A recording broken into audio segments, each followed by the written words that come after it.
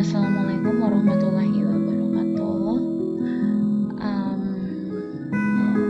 Halo Cisia, balik lagi dengan Kak Nisa. Nah, kali ini Kak Nisa akan memberi materi tentang anatomi dan fisiologi, tapi bagian pengenalannya. Nah, oke. Jadi apa itu anatomi, apa itu fisiologi? Nah, penting ini dua kalimat. Penting sekali untuk bedakan antara anatomi dan fisiologi. Yang pertama, anatomi dan fisiologi. Ya, kalau anatomi itu, yang namanya anatomi pasti selalu berhubungan dengan struktur tubuh. Jadi kayak susunannya tubuh susunannya di mana letak organ misalnya, bagaimana bentuknya, dalam satu sistem itu apa saja terdiri organnya. Nah, itu semua pembahasan anatomi. Kalau fisiologi, apa paling kalau fisiologi? Yang paling mendasar, kalau anatomi itu bahasannya selalu tentang struktur, maka fisiologi itu selalu tentang fungsi. Apa fungsinya organ ini, kenapa dia harus berfungsi begini, apa alasan kenapa dia harus ada di sana, atau kan the reason why there exists and atau oke. Nah, sekarang kita ini arti lainnya sih, to cut open or to dissect. Artinya apa? Yang berhubungan dengan masalah membedah itu untuk dilihat anatominya, jelaskan. Oke, sekarang ini mikroskop dan mikroskopik. Ini perbedaan mendasar, pasti kalau Cici sudah tahu ini. Makroskopik itu ya yang ukurannya bisa terlihat dengan mata telanjang. Kalau mikroskopik ya tidak bisa, harus menggunakan mikroskop. Nah, bicara hal-hal yang harus menggunakan mikroskop ya, itu ada dua ilmu di dalam medias, di dalam biologi juga bisa, di dalam sains lah. Nah, ilmu tentang sitologi dan histologi. Beda toh? Nah, ingat kata sito. Nah, sito itu artinya sel. Logi ya ilmu. Jadi sitologi adalah ilmu yang mempelajari tentang sel-sel. Kemudian histo itu adalah jaringan. Logi ya ilmu. Jadi lebih satu tingkat di atas sel, ini tentang jaringan. Masih ingat toh, jaringan itu adalah kumpulan dari sel-sel yang memiliki fungsi yang sama. Artinya dia dalam satu unit untuk mengerjakan suatu tugas atau fungsi tertentu. Lanjut. Tadi kita bahas anatomi, fisiologi tadi tentang fungsi. Nah, fungsi dari struktur anatomi tubuh. Nah, ini yang penting. Bentuk itu mengikuti fungsi tergantung dari struktur. Oke? Jadi, kenapa tangan tak harus bentuknya berjari-jari? Supaya ini jari-jari ini bisa digerakkan, dan akhirnya apa fungsinya? Kan tangan fungsinya untuk menggenggam. Salah satu jika ingin menggenggam sedotan misalnya atau menggenggam sesuatu dalam benda di tangan tak toh. Nah, itu jari-jari ini diperlukan untuk pegang atau dia raba salah satunya toh. Nah, jantung. Kenapa jantung harus berkatup-katup? Karena bentuknya harus berkatup-katup karena fungsinya untuk memompa dan mengalirkan darah ke seluruh tubuh.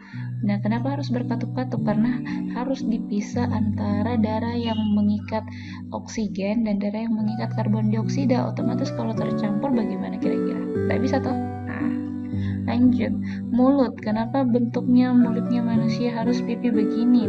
Karena di dalam struktur mulut ini kan berupa kayak jendela ya. Anggap ini jendela, oke. Saat dia terbuka, di dalam itu kita dapat struktur gigi atas dan bawah. Makanya struktur mulut itu dia harus terdiri atas bibir, harus ada bibir di bagian atas dan di bagian bawah toh, mengikut milantik ke rahang, gigi dan lain sebagainya. Gunanya apa? Untuk memudahkan kita bagaimana terjadi proses pencernaan mekanik di dalam mulut ini. Oke, sama Jina ini keterangan lebih lanjutnya. Nanti catatannya bakal kelak kasih. Oke, lanjut. Oke, sekarang 10 karakteristik hidup. Nah, ada pergerakan, respon, pertumbuhan, reproduksi, respirasi, digesti, absorpsi, sirkulasi, asimilasi, dan ekskresi. Ya, ini sih kurang lebih cuma bisa dibaca saja sudah mengerti. Toh? Ya. Ini aja mungkin yang baru kata asimilasi sama absorpsi ya.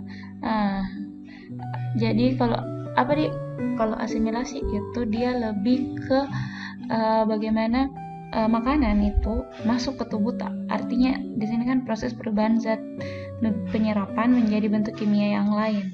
Artinya ada proses untuk diubah kan kalau makanan itu bentuknya yang awalnya dalam bentuk misal pisang, kita makan pisang kan pisangnya itu bentuk pisang, nah terus kita makan, kita lakukan pencernaan mekanik, berubah tuh bentuknya yang tadinya bentuk pisang menjadi bentuk kayak bulus atau yang lebih halus kayak bubur begitu. Kemudian masuk lagi ke dalam sistem pencernaan nanti terjadi lagi pencernaan secara kimiawi, otomatis yang tadinya kayak bubur lebih halus lagi dan lebih dikasih banyak airnya lagi untuk gampang diserap sama tubuh sampai kita dapat zat kimia yang dibutuhkan yang benar-benar sederhana dan memang dibutuhkan tubuh. Oke. Bedanya kalau absorpsi penyerapan enggak hanya terjadi pada saat kita melakukan makan kan, penyerapan pada urin, di sistem di ginjal, ada di situ penyerapan air terjadi kan di sana.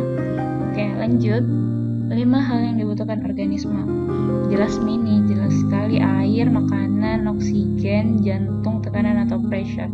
Kenapa jantung dibutuhkan? Karena kalau orang tidak berdetak jantungnya dia akan mati. Oke. Ini meningkatnya suhu artinya reaksi kimia itu juga akan meningkat.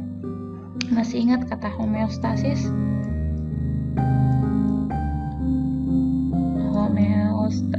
Nah, ini homeostasis. Ini adalah suatu kondisi untuk tetap menstabilkan tubuh Oke. Nah, bagaimana itu kondisinya tubuh kalau untuk stabil? Nah, itu ada memang hal-hal tertentu kayak misal pada suhu tubuh manusia biasanya 37 sampai 38. Toh, seperti itu. 37,6 sampai 38,5 misalnya. Kemudian tekanan itu perlu juga ada tekanan di dalam tubuh. Kenapa? Karena sistem-sistem dalam tubuh itu banyak. Misal dalam sistem peredaran darah, itu kan untuk mengalirkan darah yang tadinya cuma di jantung. Mana di sini kah? Nggak ada ya? Yang tadinya di jantung itu kan ini yang tadinya di jantung harus kita edarkan ke seluruh tubuh, harus ada yang naik ada yang turun. Itu memang perlu tekanan di jantung untuk memproses itu kan. Oke. Selanjutnya adalah kita bahas satu-satu. Yang pertama sistem peredaran darah. Dua pemain belakang langsung mengirim bola ke kanan, tendangan keras ke tengah. Ada gangguan.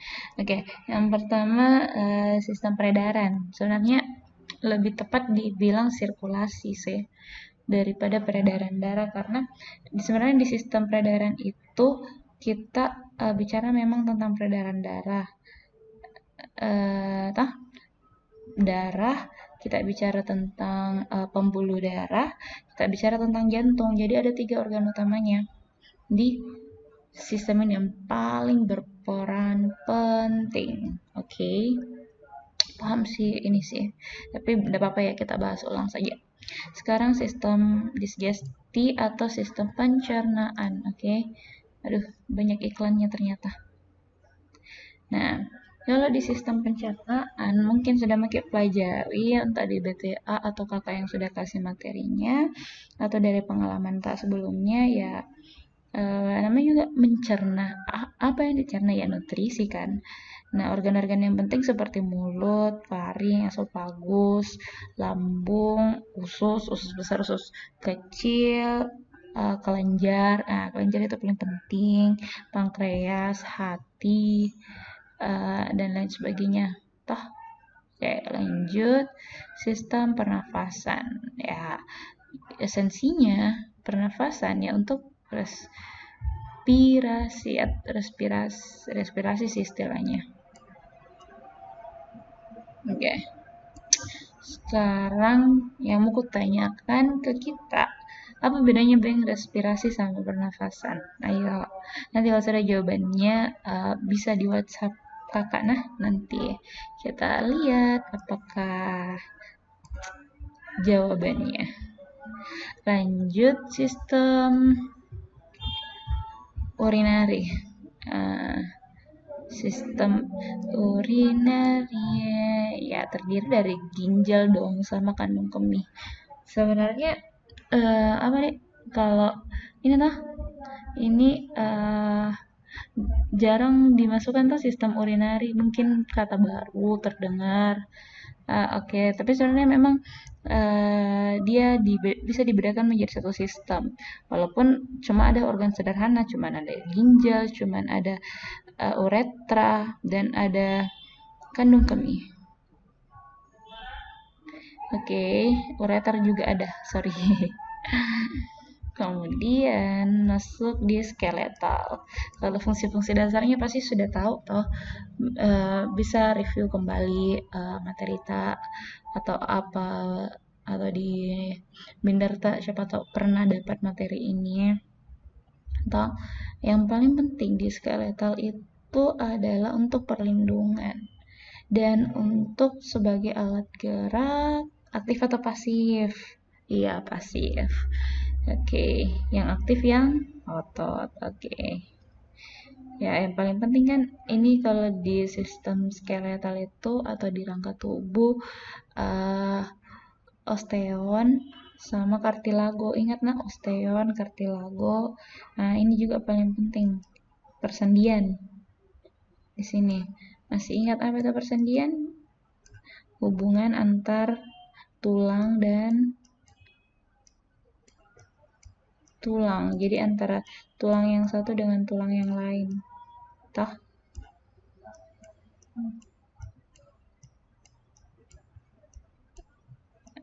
Susah nulisnya ini karena pakai mouse.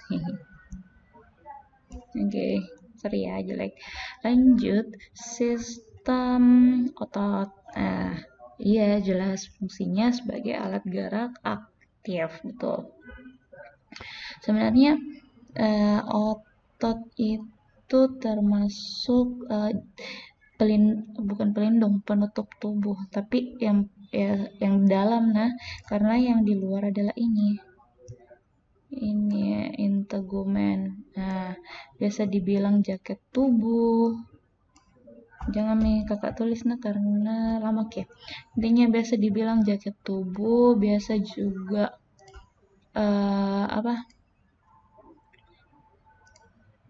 lanjut. Biasa dibilang jaket tubuh, biasa dibilang penutup tubuh paling luar, biasa dibilang integumen, biasa dibilang lapisan tubuh dan lain sebagainya. Sorry. Ya, terdiri dari rambut, kulit, kuku. Lanjut, di sini ada dibahas tentang sistem imun. Oke, atau bisa dibilang ya tentara bagi tubuh kita. Toh? ada timus, ada kelenjar limfa, nodus limfa, sum tulang belakang, tonsil, adenoid, apalagi ini, sel darah putih tentunya, dan lain sebagainya. Ini yang berhubungan tentang imun. Jadi bisa yang ada di sini mungkin kamu pelajari di misal di hormon atau di sistem-sistem yang lain, tapi ada di sini. Selama dia berhubungan dengan perlindungan tubuh, nah itu penting di sini. Lanjut, sistem saraf. Ini sistem yang paling panjang percabangannya, paling banyak. Kalau mungkin kita urai, ini itu bisa berkilo-kilometer loh sistem sarafnya manusia. Iya, karena satu neuron saja panjangnya cabangnya tuh bisa banget kan. Dan kemarin pertemuan yang lalu kita sudah bahas tuh tentang sistem saraf. Ini cuman flashback saja, oke. Dan doktrin juga sangat baru-baru kita pelajari. Masih ingat dong, apa di sini, apa di sini, apa di sini, apa di sini, apa di sini, apa ini, apa ini, apa ini. Nanti kamu bisa identifikasi sendiri. Nah, oke. Ya walaupun ada jawabannya di sini. Lanjut, sistem reproduksi atau sistem reproduksi itu biasa juga disebut sebagai genital. Intinya kalau pernah dapat ketemu kata-kata genital itu maksudnya kelamin, bahasa latinnya lah. Nah, genital, genitalia sama itu mengarah ke kelamin. Oke. Nah, bagian-bagiannya nggak tahu apakah Cici sudah pelajari atau belum. Oh iya, nanti kasih tahu kakak sistem apa yang sama sekali belum Cici pelajari. Nah, oke, nanti kita bahas lebih lanjut tentang sistem itu. Kan beberapa juga sudah. Nah, ini tadi homeostasis toh, menjaga keseimbangan atau keadaan stabil di lingkungan internal tubuh. Oke. Nah, ini cuman review saja. Oh, sorry. Kekecilan. Oke, kita perbesar dulu. Gini ya. Nah, ini semacam organisasi kehidupan sih, dari bentuk yang semikol atau yang kimiawi, dari atom-atom, partikel, sampai membentuk sistem tubuh. Oke. Ini kayak ya organisasinya. Nah, ini membentuk sel, kemudian membentuk tisu, membentuk jaringan, membentuk organ, kemudian terspesialisasi lagi menjadi sistem organ, kemudian terspesialisasi menjadi makhluk hidup, ya kan? Oke, ini levelnya lah. Jadi kayak pembagian region, kapan kita bahas bagian kimiawinya, kapan kita bahas tingkat selnya, kapan kita bahas tingkat jaringannya, tingkat organnya, dan seterusnya. Oke. Yang mau ku expose lebih lanjut adalah ini. Nah, berarti kan ini. Nah, kakak lupa, kakak kurang tahu ya, apakah Cici pernah pelajari ini atau tidak. Nah, ini contoh kecilnya. Nah, di tingkat jaringan itu toh ada terbagi 4. Yang paling dasar jaringan epitel, jaringan ikat, jaringan otot, dan jaringan saraf. Ini yang paling dasar, oke? Dan memang bentuknya kayak epitel. Epitel itu dia punya banyak sekali bentuk atau struktur. Ini epitel dia tergantung di mana posisinya dan apa yang mau dia lindungi. Misalnya untuk di lambung, kenapa epitelnya harus bentuknya berjonjot-jonjot begini? Kenapa harus begini? Karena di lambung ini dia kan bagian dari sistem pencernaan toh. Nah, di sini dia itu nanti kan ini kalau di lambung ini kan penuh dengan asam toh. asam lambung. Di sini orang normal itu asam lambungnya segini. Jadi kalau misal naik sampai ke sini, lebih-lebih kalau ke sini, ini kalau sudah naik ke sini itu tandanya tuh kalau orang penderita mah dia sudah mau muntah dan sudah tidak enak sekali, bahkan kayak ada rasa terbakar di dalam dirinya, di dalam anunya. Nah, misal kalau batas normal tak cuman segini ya, ini kan asam toh, otomatis nanti yang tadinya bentuknya untuk makanan bubur akan jadi lebih cair kan. Nah ini misalnya ini tah, nah ini diperlukan, ini diperlukan bentuknya begini karena ini kan asam, otomatis bahaya. Nah bahaya untuk ini asam, zat yang paling termasuk zat yang paling berbahaya yang ada di tubuh, tak sadar tidak? Iya, karena ini kalau dari sini ini bisa dihancurkan kuman-kuman. Iya. Oke, kan ini asam lambung itu sangat asam toh. Intinya bisa membunuh kuman, bakteri dan lain sebagainya. Dan fakta lainnya sangat bisa mengikis dan merusak organ tubuh. Makanya untuk penderita mah itu bahaya kalau naik asam lambungnya. Iya. Tuh. Nah, dan makanya juga kenapa bentuk epitelnya itu panjang seperti ini. Nah, karena kalau tipis dan satu lapis itu bakal terkikis dan kita butuh dinding lambung itu tebal.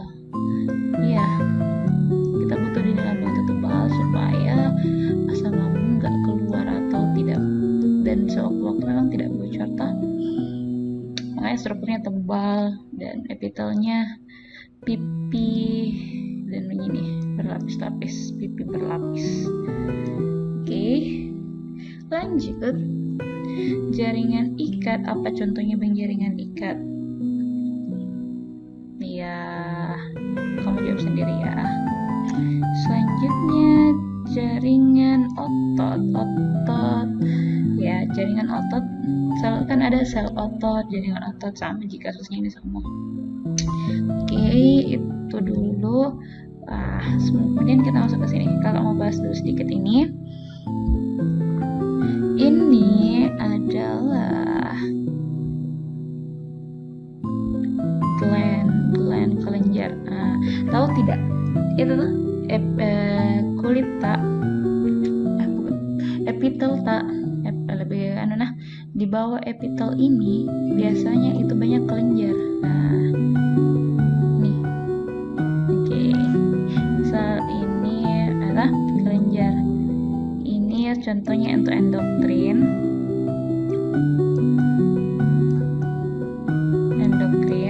Yang di atas itu contohnya untuk eksokrin dong.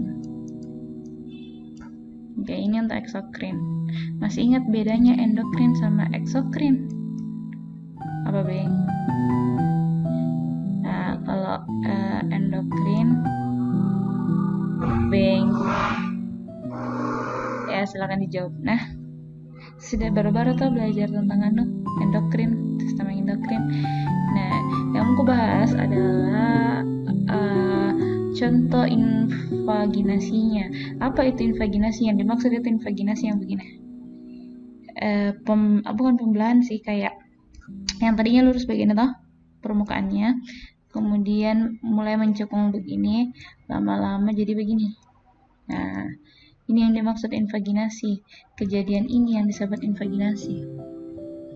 Oke. Kalau ini kayak bentuk modifikasinya epitel toh, di bawah, karena banyak sekali memang kelenjar di bawahnya epitel. Nah, ini epitel bagian atas, bagian surface. Kemudian seperti ini. Ini kan termasuk invaginasi, tapi ini invaginasinya dia tidak ada kelenjar kan. Dia cuman begini. Kemudian ini belum ada kelenjarnya toh. Ini untuk pembentukan ini. Nah, kemudian lanjut. Nah, ini kalau sudah jadi, ini sudah ada kelenjar. Jadi kelenjar eksokrin itu yang ini di dalam sini. Kalau endokrin itu dia tertutup, paham toh? Nah, beda toh? Beda sekali. Dari gambar juga jelas Oke. Kalau endokrin dia bukan tidak tertutup eksokrin, kalau endokrin dia tertutup seperti ini. Dan bedanya modifikasinya epitel kalau dia kelenjar eksokrin dan endokrin. Oke. Kan tadi lanjut, tadi kan kita bahas tentang homeostasis.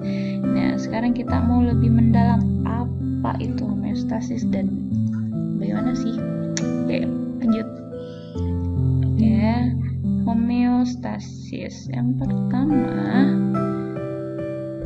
ya jelas kamu harus tahu dulu pengertiannya. Oke. Pengertiannya dari kata homeo dan kata stasis. Stasis itu artinya tetap atau mempertahankan, homeo sama. Jadi homeostasis adalah kondisi di mana dia harus mempertahankan suatu keadaan yang sama atau seimbang. Nah, contohnya kayak jungkat-jungkit ini toh. Ini jungkat-jungkit ini adalah kondisi saat tubuh tak homeostasis. Nah, toh kalau ini dia tidak balance, artinya ini dia harus situasinya seperti ini di dalam tubuh tak, jika misalkan kita bermain jungkat-jungkit. Nah, oke. Lanjut, bacaan menjaga kondisi dalam tubuh tetap stabil atau seimbang, balance, akan tetapi relatif stabil. Ada kata relatif. Apa maksudnya itu relatif stabil? Artinya apa? Itu kondisi di tubuh tidak bisa kita kontrol selalu begitu, karena banyak sekali isinya, banyak sekali aktivitas yang dilakukan sama tubuh tubuh manusia tidak bakalan berhenti bekerja selama 24 jam. Toh? Nah, artinya apa relatif? Suatu mekanisme tertentu dalam tubuh bisa jadi dia menyebabkan seperti ini reaksinya, reaksi tubuh tak. Nah, atau menyebabkan suatu kondisi yang tidak homeostasis lagi. Makanya saat hal ini terjadi itu perlu untuk segera dikembalikan ke kondisi stabilnya. Oke? Perlu segera dikembalikan ke kondisi stabilnya untuk kembali homeostasis. Jadi ini kata relatif artinya tidak setiap saat begitu, paham? Karena bisa jadi dia dalam kondisi yang memang tidak stabil tapi perlu distabilkan. Nah, jadi homeostasis ini menjaga agar tubuh relatif stabil. Ada kata relatif di situ. Karena kalau stabil betul-betul begitu, berarti ada aktivitas yang tidak dilakukan tubuh, atau ada mekanisme-mekanisme tertentu yang memang reaksi dari mekanisme itu menyebabkan suatu reaksi tubuh yang dalam kondisi tidak statis lagi. Contohnya apa? Misal kalau contoh kecilnya adalah orang demam. Orang demam kan suhu tubuhnya tinggi tuh, toh. Nah, kejadian demam itu termasuk reaksi, misal kalau ada virus masuk ke dalam tubuh dan sistem imun bekerja, respon sistem imun itu adalah demam. Nah, demam ini bisa jadi pertanda atau sinyal bahwa tubuh kita lagi perang di dalam sistem imun kita lagi perang. Nah, kenapa kalau demam orang? Kalau demam orang kan otomatis suhu tubuhnya meningkat kan, di atas 38 misalnya, suhu tubuh meningkat. Nah, kondisi ini tidak homeostasis, karena homeostasis itu berada pada suhu tubuh normal. Berarti kejadian demam ini kita gambarkan sebagai jungkat-jungkit ini toh. Nah, sekarang tubuh kita perlu untuk menghomeostasiskan hal tersebut. Tubuh kita perlu untuk menurunkan suhu tubuh yang dari, misal kalau kita demam itu 39, tinggi min 39. Nah, kita demam 39, ini setidaknya harus diturunkan menjadi 37 lah, 37,6 misalnya. Nah, terus Terus bagaimana mekanisme tubuhnya? Nah, di sini ini perannya homeostasis. Tubuh tak dia itu akan berusaha untuk menurunkan suhu tubuh tak. Menurunkan suhu tubuh tak dengan cara apa? Dengan kembali lagi peristiwa demam ini. Jadi dia kayak semacam merilis suhu yang panas itu keluar dari tubuh. Ya, supaya kembali dingin. Makanya itu orang demam biasanya di luar tubuh. Nah, kalau memang tidak turun-turun demamnya, biasanya itu dibantu dengan dari lingkungan, dalam artian di sini dibantu untuk diturunkan. Kayak kita support tubuh untuk melakukan kondisinya agar tetap stabil dengan cara kimiawinya minum obat paracetamol, ya yang tradisionalnya dikompres dengan air dingin, toh supaya ada respon sama tubuh kalau perlu untuk diturunkan. Oke, lanjut. Lingkungan di dalam internal dan eksternal luar tubuh. Oke, sekarang yang mau aku bahas adalah masalah lingkungan. Nah, lingkungan internal dan eksternal itu beda sekali. Nah, kecil dulu. Oke, beda. Kalau lingkungan internal, namanya juga internal, berarti di dalam tubuh. Lihat ini yang warna pink. Nah, ini adalah lingkungan internal kita. Sedangkan lingkungan eksternal itu yang di sini. Oke? Paham bedanya toh? Yang di luar tubuh. Nah, jadi yang kakak bahas tadi, yang membantu support kayak paracetamol dan pemberian kompres jika demam, itu berarti ada di lingkungan eksternal. Oke? Nah, jelas dia. Sekarang kita masuk di pembahasan pertama, internal environment.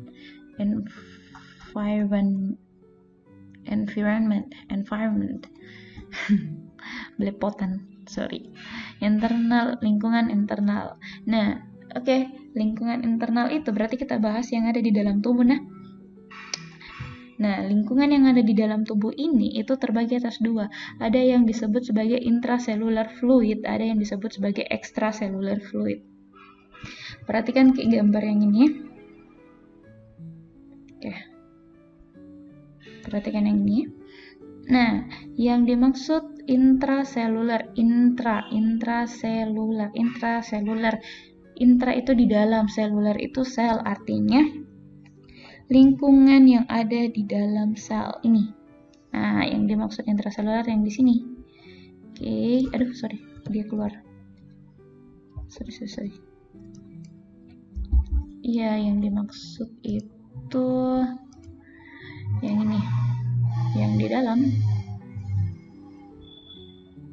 Nah, terus yang mana kalau itu extracellular cell, namanya juga ekstra itu artinya luar.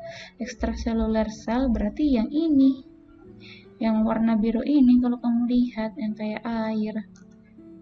Oke. Yang itu. Kemudian ada lagi terbagi. Ternyata di extracellular fluid itu terbagi atas plasma dan interstitial fluid. Nah, terus yang mana paling itu interstitial, yang mana paling itu plasma? Oke, plasma itu contohnya adalah darah. Ya toh, kan ini semua kalau kamu bayangkan lingkungan internalnya tubuh, apa yang paling banyak ada di sini? Jelas darah manusia dong. Kalau tidak percaya, coba kamu tusuk ketika kita terluka, yang keluar pertama kali apa? Darah kan? Nah, itu dia. Jadi sebenarnya darah itu adalah plasma. Nah, jadi bedanya ini misalnya ini di plasma. Ini plasma berarti interstitialnya yang ini. Interstitial itu artinya antara.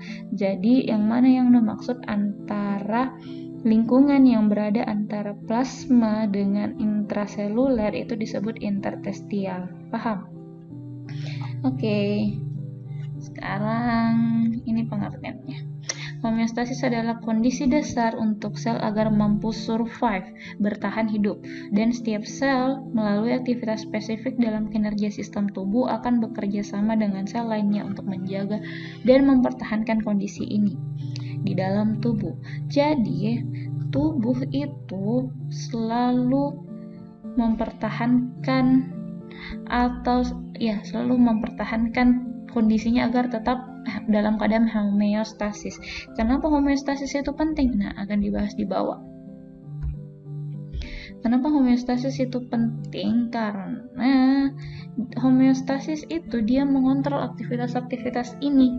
Yang pertama, yang paling dasar adalah nutrisi. Semua makhluk hidup perlu nutrisi.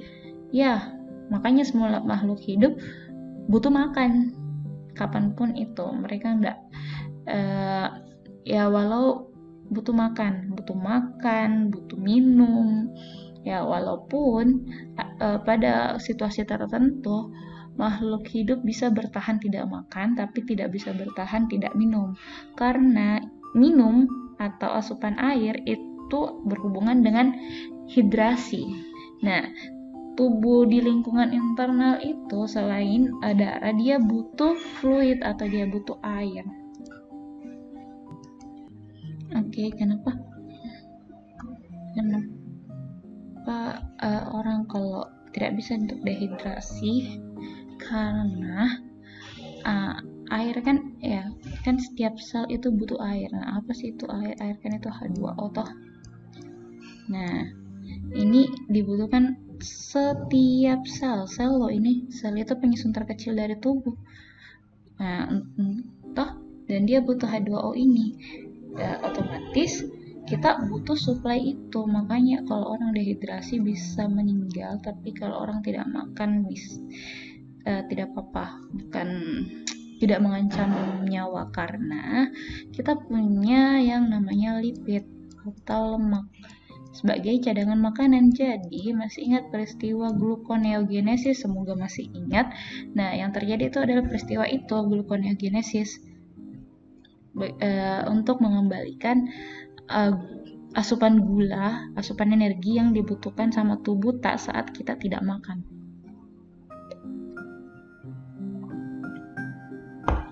Lanjut, kita kembali.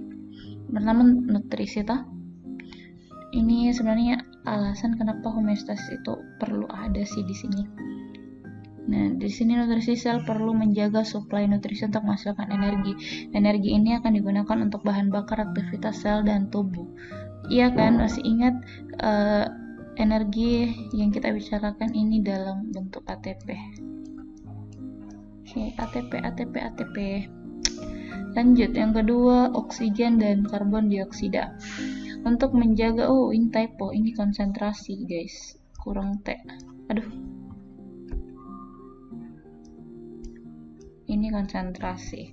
Menjaga konsentrasi oksigen dan karbon dioksida sangat penting untuk respirasi. Sel perlu oksigen untuk pembentukan energi. Dari hasil pembentukan energi ini akan mengeluarkan karbon dioksida. Nah, sehubungan dengan pembentukan ATP ini, saat makhluk hidup itu akan menghasilkan energi, itu kan sel juga melakukan respirasi toh. Nah, untuk menghasilkan ATP ini. Jadi di sini yang penting sebenarnya mata uangnya ATP. Kalau manusia butuh uang atau butuh rupiah, sel butuh ATP. Tubuh kita butuh ATP untuk penukarannya. Segala sesuatu aktivitas di dalam tubuh perlu ditukar dengan ATP ini. Oke, sekarang respirasi. Di sini dikatakan menjaga konsentrasi oksigen dan karbon dioksida sangat penting. Kenapa penting? Nah, karena untuk menghasilkan ATP ini kita perlu oksigen. Sama kalau kita mau menghasilkan uang, Bank Indonesia itu perlu kertas tertentu yang memang didesain untuk menciptakan uang. Kita perlu bahannya adalah oksigen untuk menghasilkan ATP. Nah, setelah kita ada oksigen toh, oksigen kemudian diproses. Oksigen ada diproses di dalam sel, kemudian menghasilkan ATP. Nah, selama proses ini namanya juga proses toh, selama proses ini proses di sini itu ada zat sisa, ada zat yang perlu kita keluarkan. Nah, apa itu? Ya karbon dioksida. Karena terjadi pembakaran sebenarnya di sana. Sama jika kalau yang tadi mata uang kita butuh kertas khusus untuk menciptakan uang, kita butuh kertas khusus, ini mesinnya untuk menghasilkan uang. Oke. Nah, otomatis dari hasil mesin ini pasti ada zat sisanya. Zat sisanya mungkin apa? Mungkin potongan-potongan kertas, sisa-sisanya, uang yang tidak berhasil dicetak dan lain sebagainya. Nah, seperti itu analoginya lah, analogi sederhana. Kemudian yang ketiga, mengatur konsentrasi produk buangan. Nah, produk buangan ini yang dimaksud di sini adalah sampah-sampah tubuh. Ingat, setiap kita melakukan aktivitas, setiap aktivitas di dalam tubuh itu dilakukan, kurang lebih mekanisme-mekanismenya itu ada zat-zat sisa yang harus dikeluarkan. Seperti misalnya urin, apalagi ya?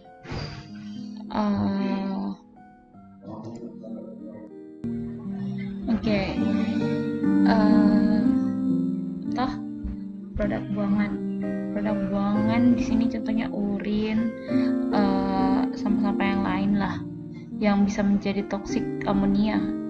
Sebenarnya amonia di urin juga sih. Karena aku bahas amonia, itulah sebenarnya makanan yang kita makan, konsumsi itu kita ambil nutrisinya, tapi ada sisa atau zat atau bahan kimia yang ada di kandungan makanan itu yang sebenarnya tidak bersifat toksik untuk tubuh. Contohnya itu adalah amonia.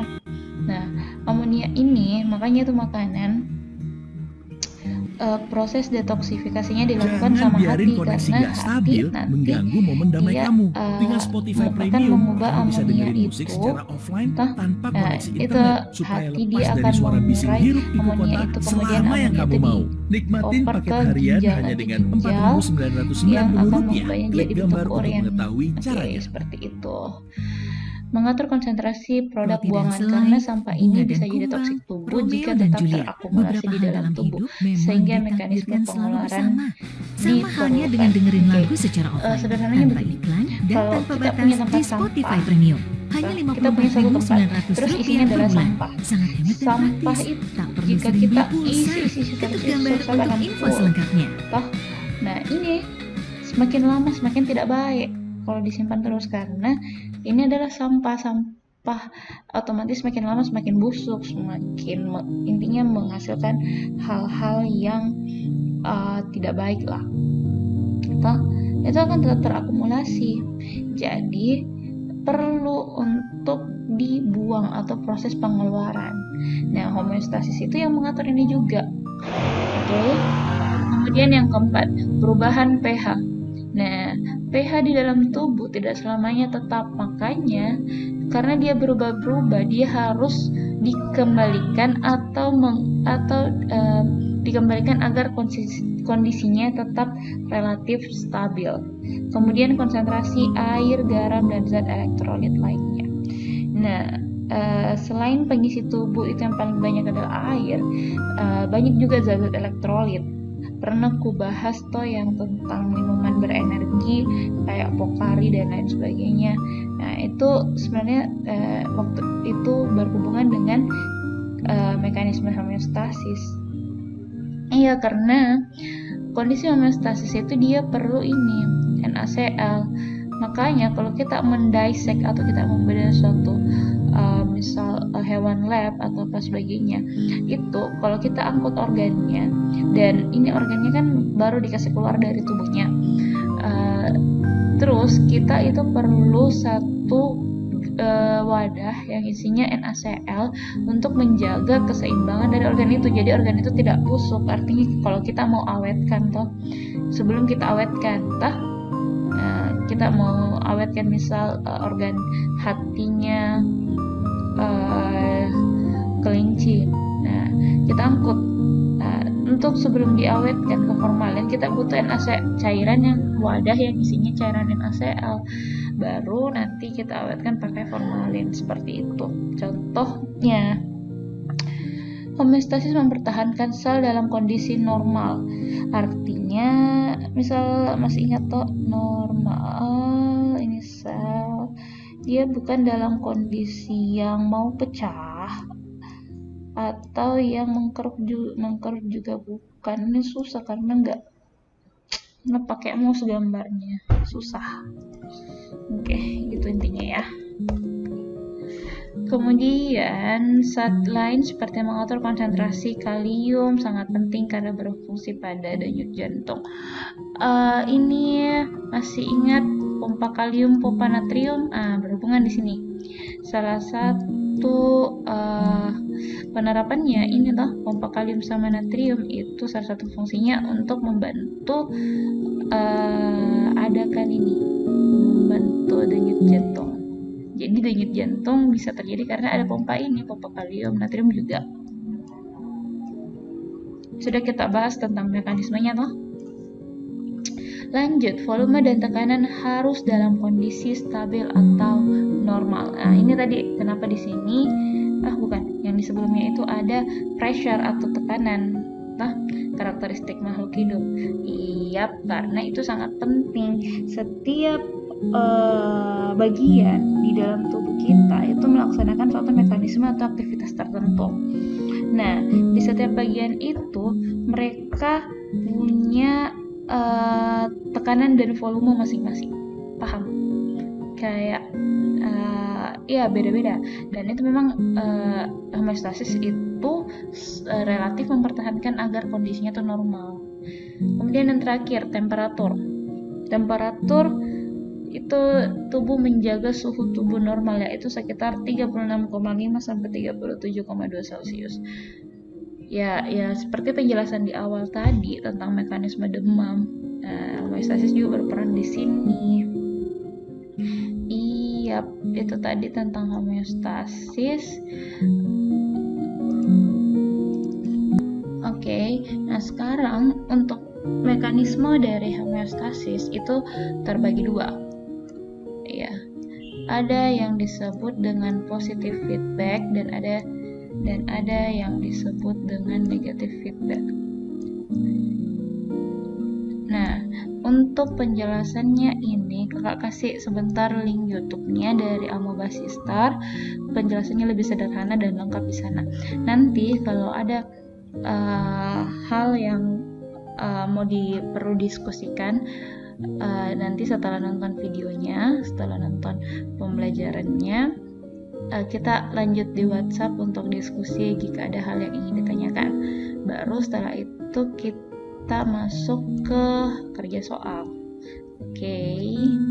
Jadi untuk materi hari ini fokusnya tentang homeostasis dan pengenalan anatomi dan fisiologi, mungkin cukup sampai di sini. Nanti diteruskan dengan video pembelajaran dari Amobasistar. Oke, selamat menonton sisanya dan selamat belajar.